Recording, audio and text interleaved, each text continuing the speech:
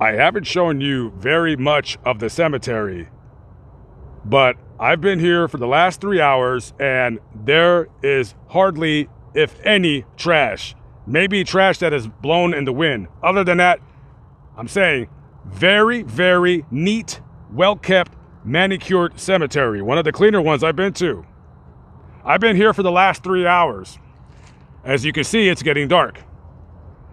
So I see this crypt right here and it looks pretty cool.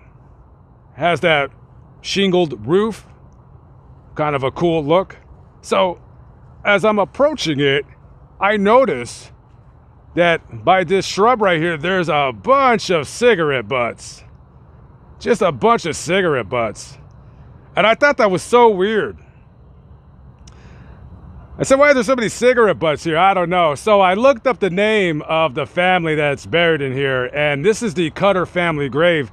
Now, the Cutters were very well known back in the day in Charlotte. They owned amongst many, many businesses, a textile factory. And one of the Cutter family members, George Cutter, he was born September 29th, 1912, right?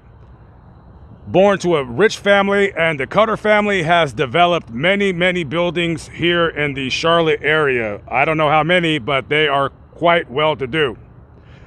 So I started looking them up, and one of the people that are buried in this family crypt is a man, of course, like I just mentioned, George Cutter. So his story is him being born again, September 29th, 1912. This guy, very well off, a real estate developer, but he was also a weird creep. This guy had a school bus that he turned into like a quote unquote bachelor pad, like a mobile bachelor pad. And he had built a bar in there, and he would just, wherever he would travel in this school bus, he had his own bar in the back. And in the summer of 1961, he was dating a woman named Deet Nycum, right? And I guess they were having a falling out. So on July 4th, 1961, George went to Delet's home to pick her up, and they kind of partied in the bus, and one thing led next to another, and all of a sudden she's dead. Okay? So he drives the school bus with her dead body back to her house, and she has a 14-year-old son. I don't know how stupid this kid is, but he tells this kid, hey, your mom's dead. Help me move the body in the house. She died. So you're telling a 14-year-old kid, hey, I was hanging out with your mom, and yeah, now she's dead. So he helps George move her body into their house, and then he tells this kid, all right, look, when we call the police, just tell them that she died here. This is where the story gets really, really bizarre. They call the police. They come over here. They go to the Nycum house. She's dead. The boy's crying. They take her body for an autopsy. Oh, by the way, the medical examiner is like, oh, she died, huh? Well, gee, that's funny, because they counted over 200 bruises on her body. I don't even know how you can have that many. 251 bruises? I don't even know how that makes sense. But basically, they did the autopsy on Delet, and she was murdered. I mean, she was beat to a bloody pulp.